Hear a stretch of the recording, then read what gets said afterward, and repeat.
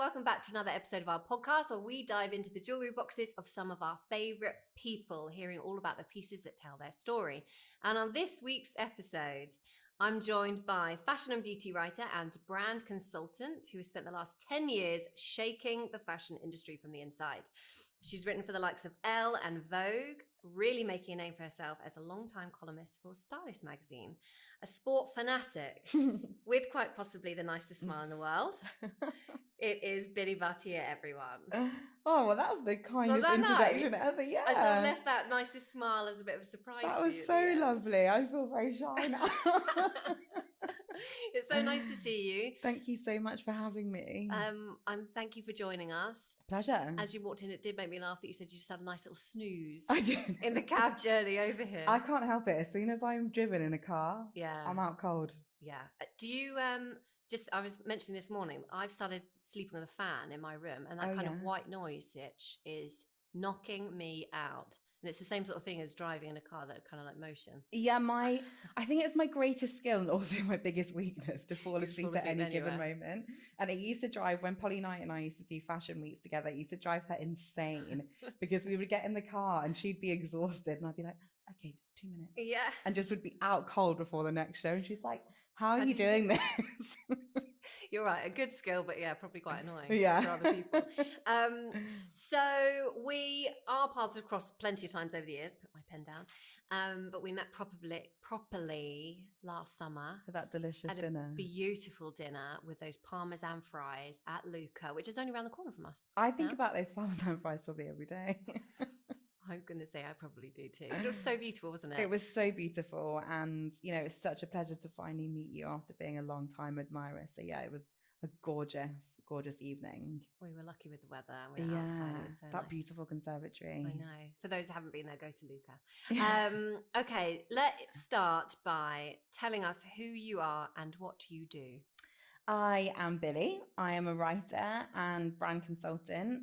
I guess I've had like a slightly off the beaten track start to a career in journalism. I did Latin and ancient history at university, and then I did law because I thought that's, you know, I'm Indian. It's really your only options are doctor, lawyer, dentist.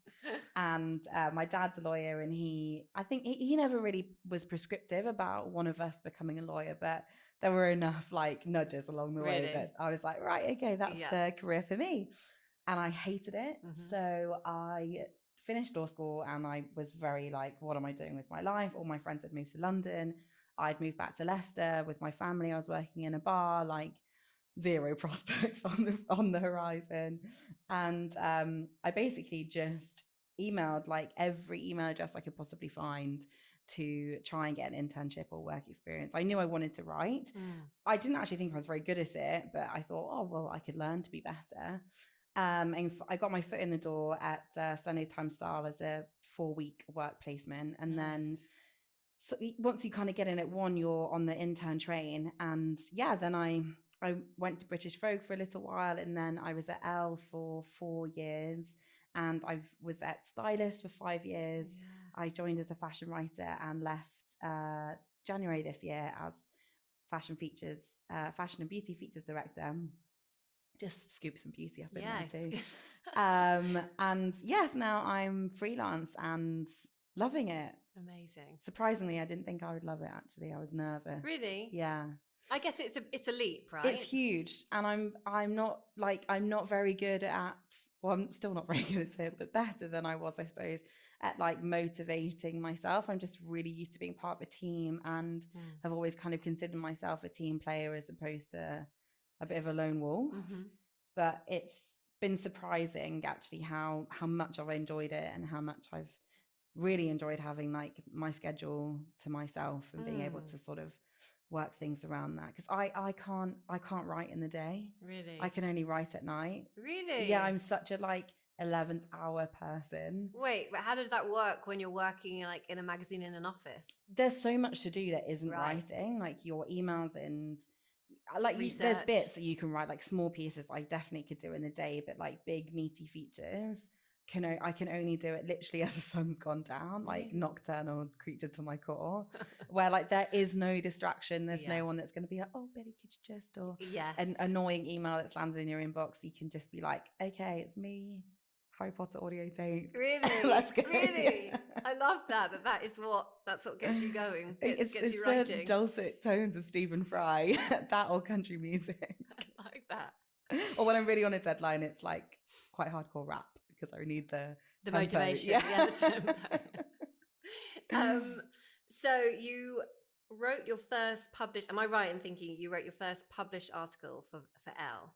Yes. So when I was, I suppose it was like my first article that was about me. Right. I joined Elle as a 1-year fashion intern, because that's kind of like really the only way people could get into magazines was like a long scoped internship, but essentially you were an assistant. And the editor at the time was Lorraine Candy, and we had a really wonderful relationship, and she was really brilliant and hugely instrumental to my career. Amazing. And there was the deputy at the time was Natasha Parman, who now works for US Glamour and is a total force, amazing woman. And I had started writing a blog when I'd left university called From Fat to Fit. Evidently the never quite came to fruition, but it was supposed to be like documenting a weight loss journey and just life in general. I didn't really think anybody would read it, but people did. And they found, well, I sent them the blog when I had applied, because it was like a demonstration of writing. Yeah. And Lorraine and Natasha basically said, like, look, we really want you to write about your experience as a plus size woman in the fashion industry. So when I was 25 and still an intern, I was given like a 4-page spread, which is unheard of, in the biggest women's magazine in the world. And there was a shoot, and it was, huge. I think it's still my proudest career achievement. Yeah. How did it feel when you actually saw it? So it was in print? Yeah, it was in print. How did it feel when you actually saw that? Mad. So mad. Yeah. It was, I couldn't quite like reckon with the fact that it was less the image of myself and more like the words. I suppose because like I'm a writer as opposed to a stylist, that's the bit that I would hone in on more. But I kind of couldn't really believe that I'd been not only just like given the opportunity, accepted in the industry by like really incredible women, and supported and promoted and like granted a freedom to not only just like exist in the industry but be celebrated within it. It felt really like quite extraordinary thing to have happened to someone who didn't feel particularly extraordinary. Amazing. Yeah, it was cool. Yeah. So you worked, obviously we've touched on the fact that you worked on quite a lot of magazines, amazing magazines. I want to know what it's like on the inside. I suppose Elle was your longest period. Stylist I think was officially my longest. Yeah. It is. Is it Devil Wears Prada? There's moments for sure. It's Fashion Week now. Yes. And Fashion Week does something to people. It Really? brings out the very worst of them. And you just have to remember that isn't what they're normally like. Sure. That isn't what they're normally like. But I think it's just the kind of pressure of it, the chaos of it, the ego that gets kind of involved during that period, those 2 periods of the year, which it does lend itself to some bad behavior. Really? It's definitely better than it was. Yeah. But it also that is an element of the industry, but it is not the entire narrative. Yeah. When I went to Elle, I made the best of friends. Like I never envisaged making friendships like it. I just kind of thought you'd go to work, and I already had friends from university and from school, and it wasn't a priority to like make friends, but it was impossible not to, because you were surrounded by like the best people and all really like-minded. Totally. And I was so fortunate as stylist to have a really similar experience, and I've walked away from both jobs with like incredible friendships that will last a lifetime.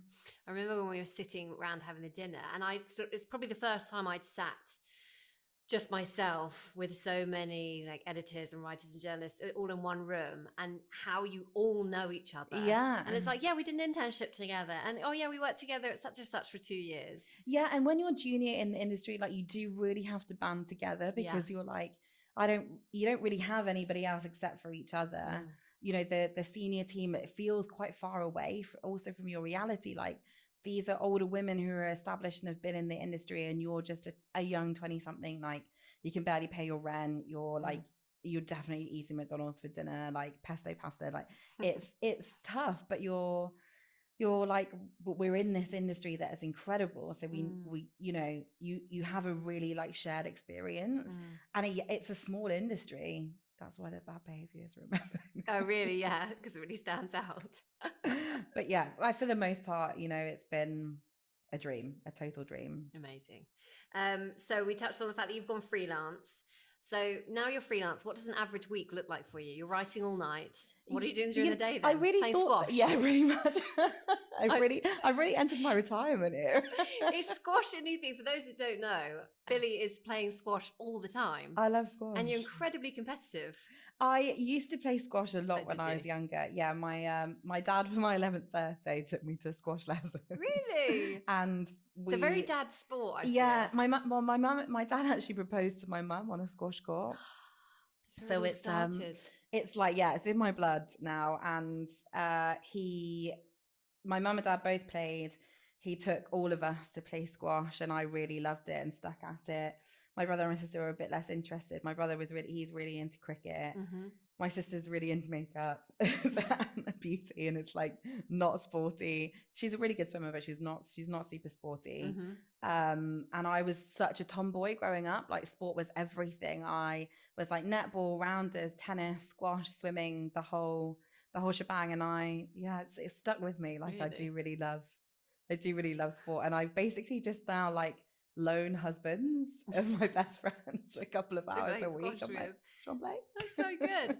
Okay, so aside from listening to Harry Potter, writing at night, playing squash, what does an average, as a freelance writer, what does an average week look like? So I try and kind of have like a couple of days that I know I'll be at home and can actually get the writing and the admin done, because that's one thing you didn't have before. Well, you also, there's so much of it. Yeah. Like, I hate it as well, the admin. So I really have to like force myself to sit down and do it. I kind of give myself Friday morning to do that.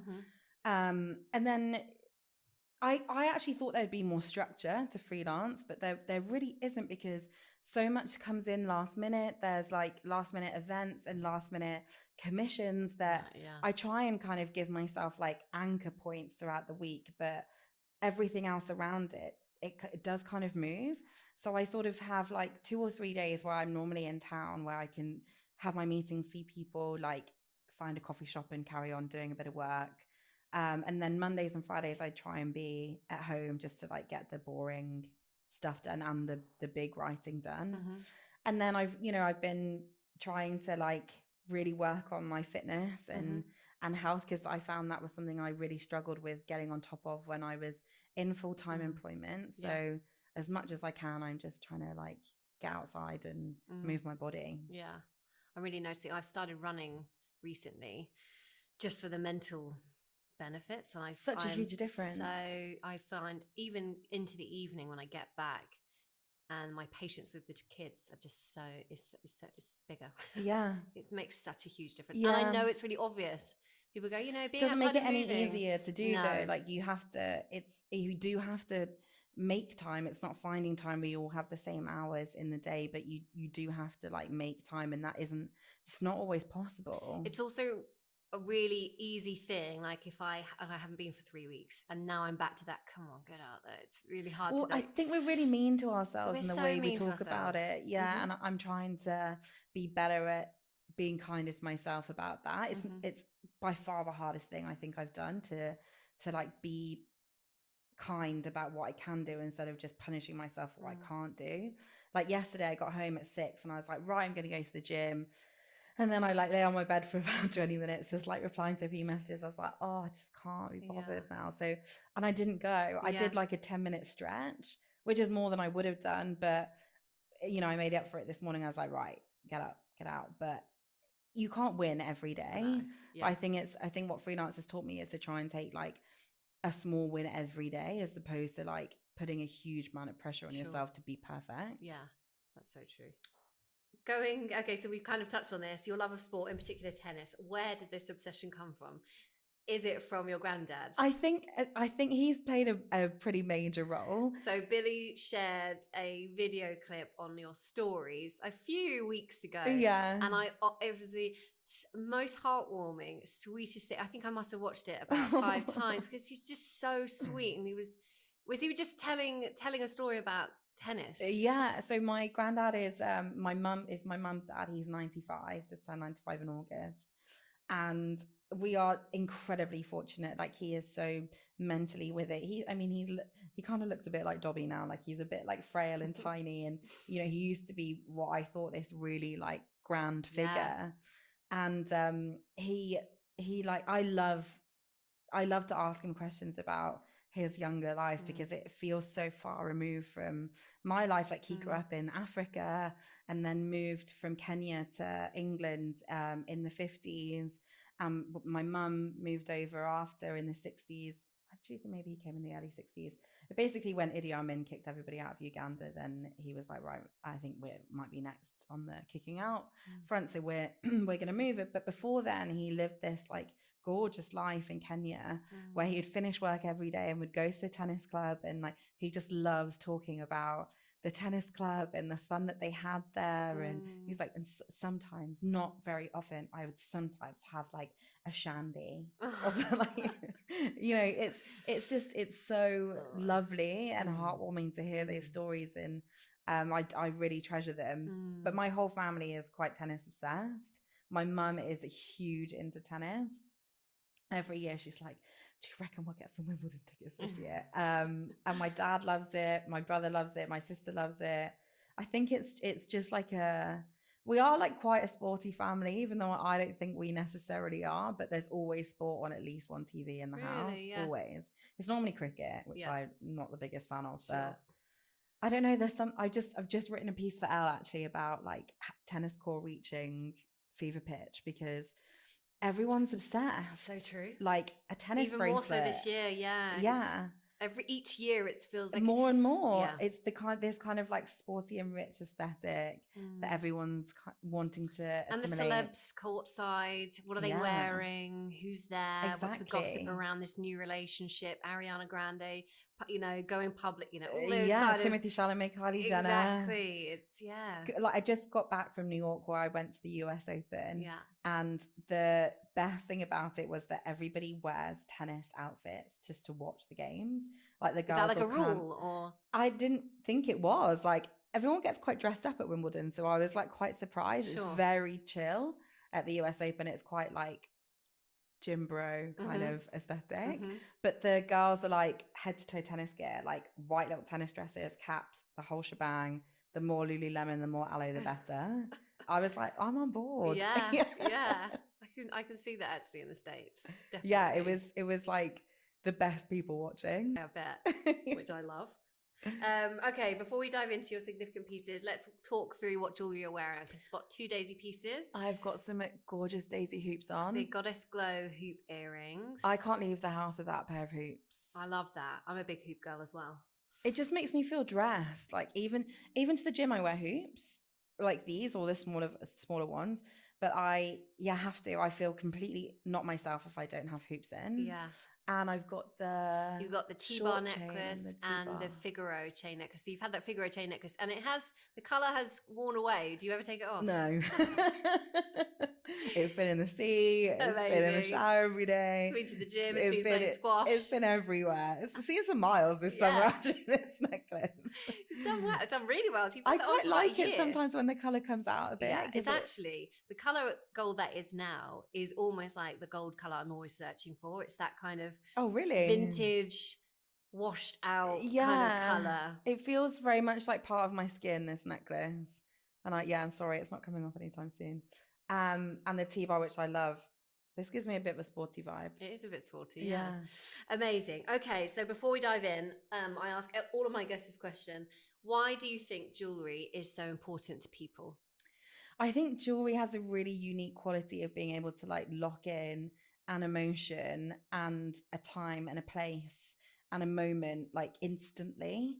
And I think while we have that with like clothes and accessories, I think like the the kind of magnitude at which that gets locked in is quite unique to jewelry. And every time you put it on, it's a reminder of that moment, which, you know, we wash our clothes and they might look a bit different, or we might get bored of them, or we fall a bit out of love with them. Whereas jewelry, that never really happens. It always still is like very much a beloved piece that usually has come from like a celebration or a reflection on something that's happened, or you know, a moment of time that you've given to yourself, or something you've invested in for yourself, or a loved one has done that for you. So I think the sentiment that's in jewelry is quite incredible.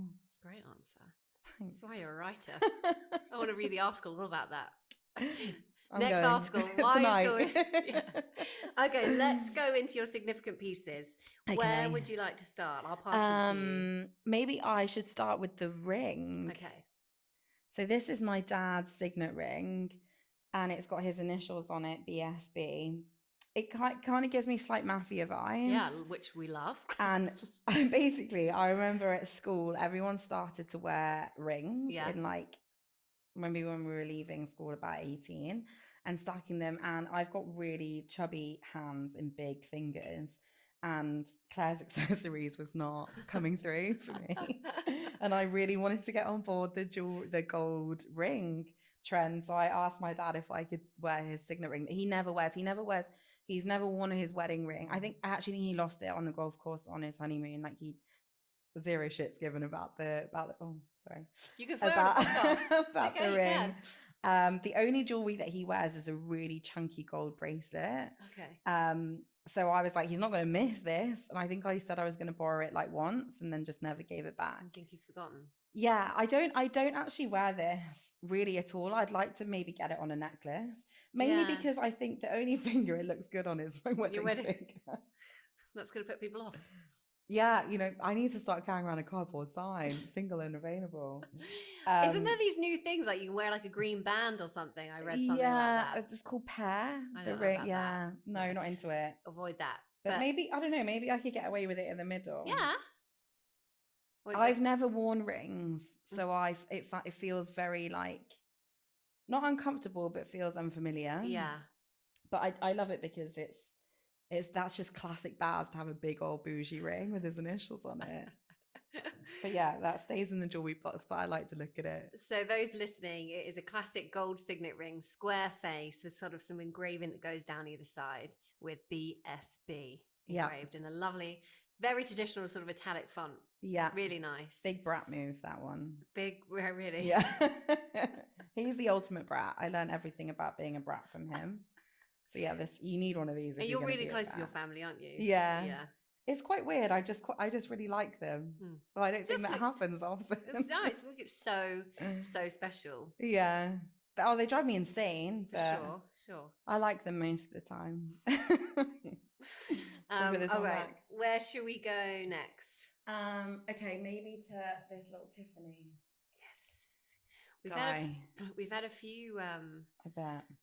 Well, at least a few Tiffany mentions on the podcast, because we were just talking briefly before. It's kind of of our age. Yes. Yeah. Did you ever used to watch My Super Sweet 16? I never did. It was the TV series that was on MTV, and I was obsessed. I didn't have Sky. I didn't have MTV. Brat. But I for my birthday from 16 to maybe 24, my mum would take me to London for the day. And on my 16th birthday, we would always start in Knightsbridge, because my mum and dad used to live in London like before they moved back up to Leicester for a really short period of time. But my mum still like considers herself a London girl. Is she? And I love that, because she is like, she knows everywhere. And she's like, let's go to the West End, and like, let's go to Knightsbridge. So we went to Harrods, and I basically forced her to buy me this necklace. I was like, look, it's my 16th birthday. That means by rite of passage, you have to have a Tiffany necklace. She was like, I don't think that's the rules. But I was allowed to pick one piece from Harrods for my birthday. So I picked this for my 16th. Amazing. So it is a very long chain. I can't remember what we call that kind of chain at all. like a bobbly chain. Yeah, almost like a keyring chain. It's like that same sort of keyring chain that we have. Yeah. And with a heart, a very classic Tiffany & Co. heart. Please return to Tiffany. Yeah. Love. I wore it every single day for probably like 4 years. When you could wear your own clothes in sixth form, I pretty much looked like trash every day. But because I had this on, then I thought I was princess. There we go. Basically, I love that. That's really, really good. I kind of want to bring it back. I do too. I want to bring my Tiffany bracelet back. I might get it gold plated. That's a good idea. Because it's a silver. But silver's having such a moment right now, isn't it? It is, but I mainly wear gold. I know I'm kind of mixing a little bit, but yeah, I mainly wear gold. I don't think silver is my color, but I can't. Yeah, I mean the 90s and the noughties are back in such a big way that maybe I could just make that work. I think you could. Love a Tiffany necklace. Okay, where are we going to next? We are going to this gold bracelet. Gold bracelet. It's almost like a bit of a watch strap. Yeah. Style. I think that kind of style's come back in fashion. It really is, yeah. Very 80s, 70s, 80s kind of vibe. Really nice. It's like, feel it, it's so light. Is it solid gold? No. Oh, it's not? It's my nana's, who we call Nanny Ma. She was like obsessed with Avon and like catalog buying, and she loved like again, fashion very jewelry. 80s. Very. And when we were kids, my mum and dad, they worked full time, so we spent a lot of time with them, and they only lived like 5 minutes up the road.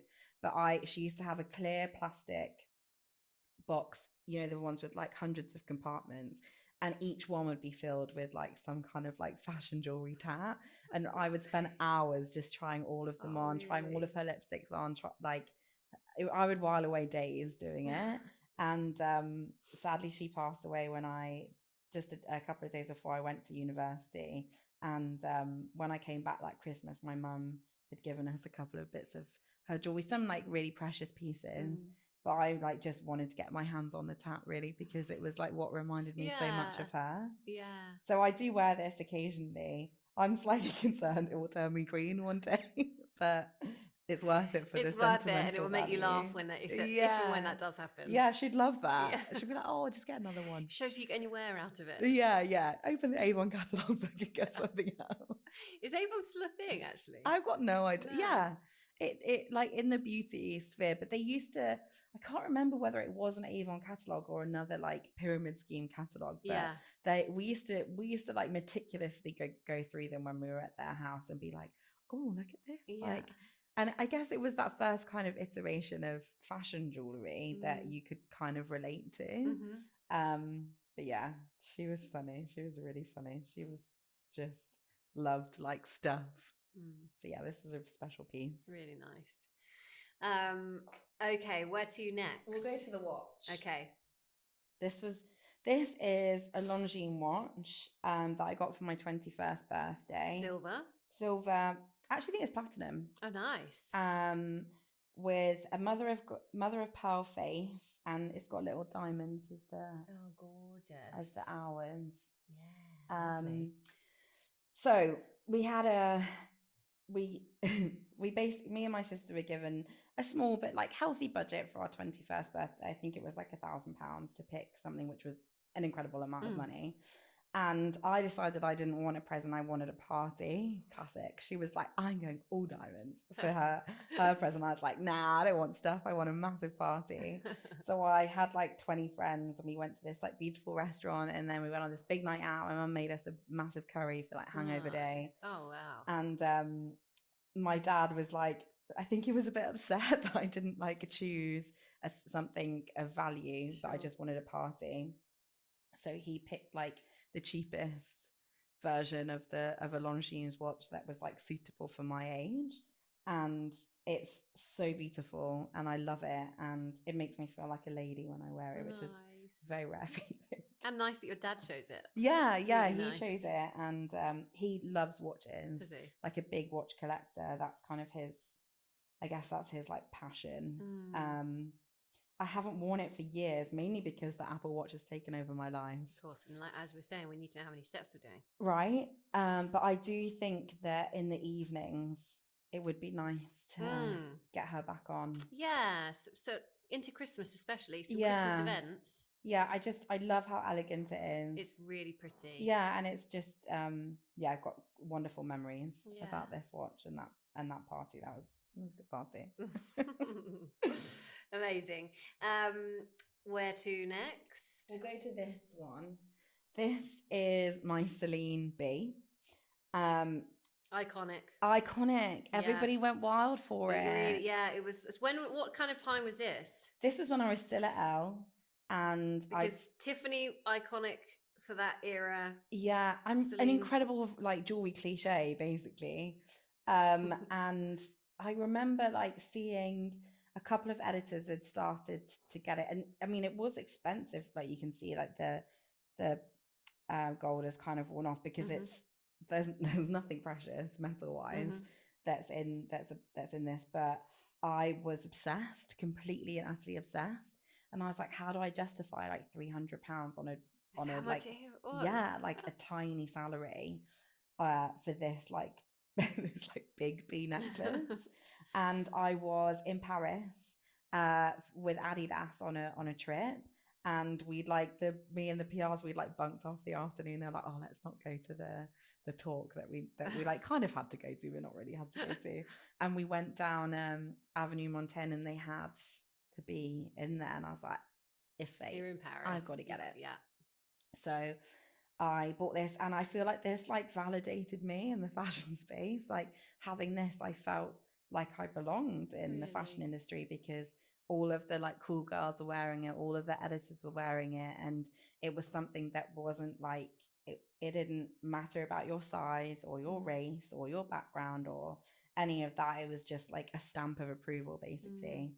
And yeah, I still absolutely love this. I actually got the mini ones too, the mini B as well, and I got one. I still really like them. I think they're really cool. Yeah, I mean, obviously, like alphabet kind of necklaces have just exploded, but you know, it's Phoebe, it's Celine, she's an OG. This one, yeah, massively. I really, really like. Let me have a little look. It's quite heavy, isn't it? It is weighty. Yeah, much weightier than I thought. You know when you've lost it. Yeah, at least if you're spending that much money, you can feel the money around your neck. It looks so good on your skin. It's good colour. Okay, where to next? My last piece is this one, which is like it's super light. It's a gold link bracelet, and one of the links is diamonds. So earlier this year, I went on a road trip with my best friend Sasha across America. We did Nashville, New Orleans, Vegas, LA, and Lindsay came and joined us on the last leg in Vegas and LA. And she had told us about this jewelry place called 14 Carats, and it was basically like a diamond wholesale, and it was chaos. Like we walk in and it's totally mad, like Aladdin's cave.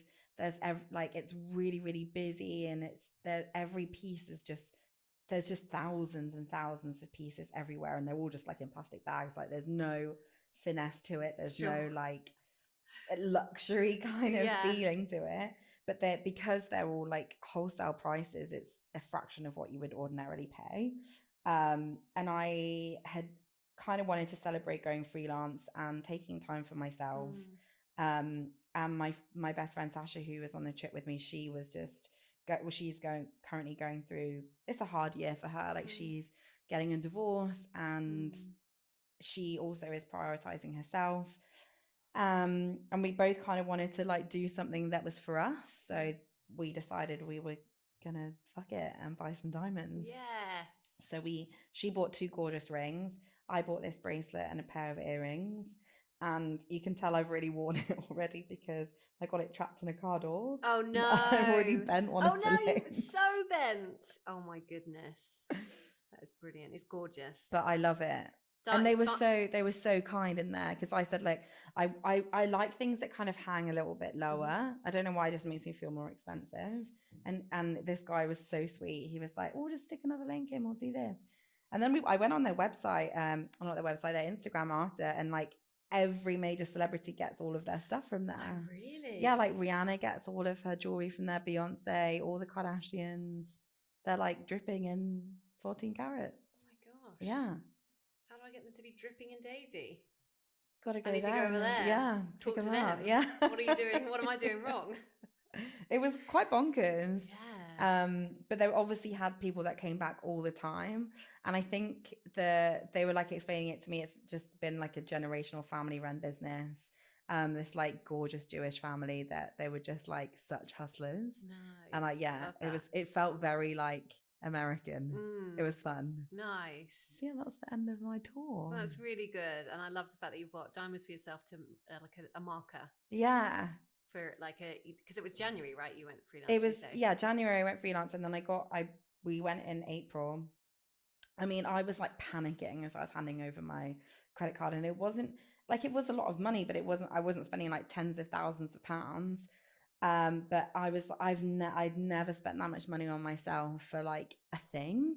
I'd spent money on holidays or like rent or whatever, but it felt so indulgent to like buy yourself diamonds. I was like, I'm not grown up enough for this. But I think it's quite like a seminal piece and a good marker of like, you deserve to do something for you. Definitely. Even if I then have to work really, really, really hard afterwards to pay for it. Get it trapped in a car door. I know. It's still so part clumsy. of the memory, though. This is a good thing about jewelry as well, because it's added to the story, right? Yeah, I can't help it. It just, I need to work on being less clumsy. It's not chic by any stretch, but Sasha and Lindsay always take the mickey out of me. They're like, why are you so heavy-handed about everything? Like the way I apply makeup, the way I get dressed, the way I brush my hair. They're like trying to rip out your scalp. Like, what are you doing? I should be more delicate with delicate things. So we have talked about how, obviously, you talked about moving freelance. You've had jewellery to mark that moment. So far, since you went freelance in January, what has been the biggest challenge? Aside from trying to get routine, I suppose. Yeah, that has been a really big challenge. I think the biggest challenge is overcoming like imposter syndrome. Sure. It's really difficult to like think that you're doing a good job. I think I'm so used to that validation and that kind of congratulations from within a team. You send an issue to press, the editor tells you you've done a good job, you get feedback immediately. Yeah, sure. I think going off by yourself and like believing that you have the skills to still fulfill all of those things, that's a really difficult mindset to get into. And like really vulnerable, you're pitching to people and giving them your ideas and writing, much like designing, it's really personal. Like you're putting yourself on paper, you're putting yourself into a product, and not everyone's going to like that. And you do have to have like a bit of resilience and a thick skin to it, but that is a learning process. And kind of believing that you're good enough to take on the jobs and do brand work and do all of that kind of stuff is, it takes a minute to reconcile that you can do it and you are good enough to do it. Because I think we're just of an age and of a culture where like comparison kicks in daily. We see it on our phones. This person's doing this. This person's away on this trip. I wasn't invited. This person's just written this knockout feature. Like, how can I possibly compare? So I think trying to like pull yourself away constantly from the comparison culture is like, it's a hard task, but like a necessary one. And do you think you've got better at it? Better, not totally great at it, but I don't think it's a thing that you can switch on and off. It's also not something you can kind of overcome in a night or a week or even a month. Like it is a gradual self-belief process. And I'm definitely feel like more confident in elements, and there's bits I know that I still need to work on. But I would say that's been the biggest and toughest challenge out of like way more than taxes, but taxes are still really nasty. I can imagine. Okay. You've interviewed many designer and industry insiders. Who has been the most exciting? Oh, wow. I know you've interviewed. Have you interviewed Ashley Graham before? Yeah. I love her. She was fantastic. She seems really fun. So fun, and really totally personable. Normal. Yeah. She's like, Billie, tell me about this. Tell me about this. I was like, I'm supposed to be interviewing you. Yeah. She is incredibly charming, wonderful, so open, like the dream to interview, because she's like, I'm an open book, you pick your page, basically. Really? Like she just is, she's so giving with herself and with her time. Mm. That was like a total joy to interview her. I recently did a Grazia cover with Priyanka Chopra, which I really, really enjoyed. I'd interviewed her before at Christmas, and she was quite guarded. Okay. And I think often when it comes to a brand, like they feel really conscious that they've just got to get the brand across. Okay, right. So it doesn't feel necessarily like the most authentic conversation. Whereas this time we got to have like a face-to-face moment. And I then think that she also like recognized that I was a South Asian woman in the creative industry, and she was a South Asian woman. So we had like something immediately to connect us. And we had like such a great chat, and she was so interesting and so impressive. Like, Really? she is the only woman who has been able to, or man, like the only person that has been able to kind of cross from Bollywood to Hollywood with such incredible, like, and in such an incredible way. Like she's really done that. That's, and nobody else has done that before. And that is such a hard transition to make, because you're stereotyped, you're typecast. It's also a huge industry. Like Bollywood is 10 times bigger than Hollywood, like money, the production, the amount of films that are made. So yeah, she was an amazing one. And then years ago, I did 2 on the same night, which were my favorite people. I did Beth Ditto, who was so brilliant. Yeah. She's so funny. So like just says everything as it is. I can imagine. But like has had such a colorful life, you know, like came from super humble beginnings, is so talented. But really, yeah, really, really amazing interview. Loved her. We basically spent the rest of the night together just gassing, because she was so fascinating. And that was the same night I interviewed Jacquemus, when he was very much still like an emerging talent. Really? Also the best dancer. Really? Ever. The best dancer. I see a lot of actually dancing content. Yeah, he's amazing. Yeah. Span us all around the dance floor the whole night. Really? But he was like just so gorgeous and so French. Yeah. And just really, really enchanting. And I was like, you're just going to go so, so, so far, which he has, because he just had everything going for him. But like in the nice, you were rooting for him, like in the nicest way possible. Amazing. So yeah, there's been some goodies in there. There's some pretty good ones there. Okay, what is your earliest jewelry memory? My earliest jewelry memory was going to a car boot sale with my mum, and I bought a dolphin mood ring. Again, very iconic. Yeah. I still have it. Yeah, I feel like I might have had one of those. Yeah, it was, it stopped changing color maybe after a month, but it was, I actually think it was real silver, because it's never tarnished, but I got it for £1 from a car boot. Yeah. And you've still got it? Still got it. Why wasn't that in your significant pieces?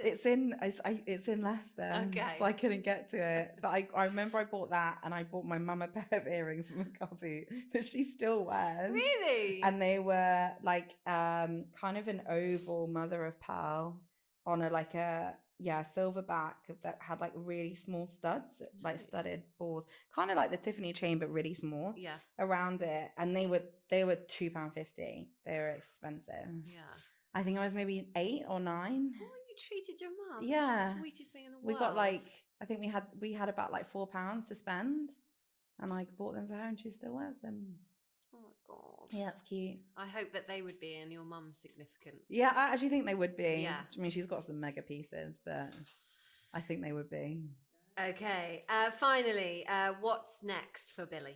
I'm writing a big piece for Sunny Time Style, which I'm very nervous for that to come out. If it is very exposing. I feel like I'm standing naked in front of a lot of people in that piece, so that will either have a good or bad reception. Oh, excited! When can we see that? I think that's out in a couple of weeks. Okay. I just filed it this week, so yeah, should be out in a couple of weeks. The Stylish September issue is out this week, so that's got my column in it, and I'm working on a couple of brand things, hopefully that will come to fruition in October. And I'm actually going on a mega trip at the end of October to French Polynesia. Amazing. Which I'm very excited about. Actually, when this episode comes out, people will already be able to have read those 2 articles. Oh, really? Okay. Because it's coming out like October time. I think we're in October. Amazing. So you might be on your trip when it's coming out. Yeah, I'm going to this place called the Brando, which is on Marlon Brando's private island. I'm very excited. It's very, very cool. It's where the Obamas go on holiday. It's good enough for them. I mean, it's definitely like, it's nowhere I belong, but I'm very excited to see it. I'm a bit scared of the small plane. Okay. That gets you over, but you know, it's just got to suck it up and get on board. Yeah. to then land somewhere completely epic. Okay, to finish. Yeah. Quick fire questions. Oh, okay, yeah. Silver or gold? Gold. So quick. Statement piece or subtle layers? Oh, it's both, but today I'm into subtle layers. Okay, yeah. Dressed up or dressed down? Dressed, despite what I'm wearing, dressed up. Nice. One thing from your significant pieces you'd save in a fire? The watch. Nice. Oh my God, that's not what I thought I'd say. Really? Yeah. Oh, I love that. What did you think you'd say? I thought I'd say the new diamonds I just bought, but apparently they're burning. Oh, they're burning. Finish the sentence. I don't feel myself without. Gold hoops. Yeah, I knew you were going to say that. My go-to outfit is? It's actually a skirt and a sweatshirt. Nice. Or a dress, a floral dress. Yeah, I thought you were going to be wearing a dress. You were a big fan of dresses. Yeah, I was going to wear a dress, and then I just got like, I don't know what happened. I didn't feel myself, and I was like, oh, I'll just do this. But normally, yeah, a dress. I just like ease. Yeah. One piece, over, done. Yeah, I agree.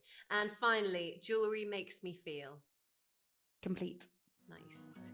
Billie, it's been so nice to see you. Thank you so much for having me. I could have carried on chatting for ages. Yeah, it's like, well, we'll just turn these off and we will, yeah. We'll carry on. Thank you so much, and good luck for everything coming up. Thank you, Ruth. Wait to do all the articles that you're writing. Thank you for having me.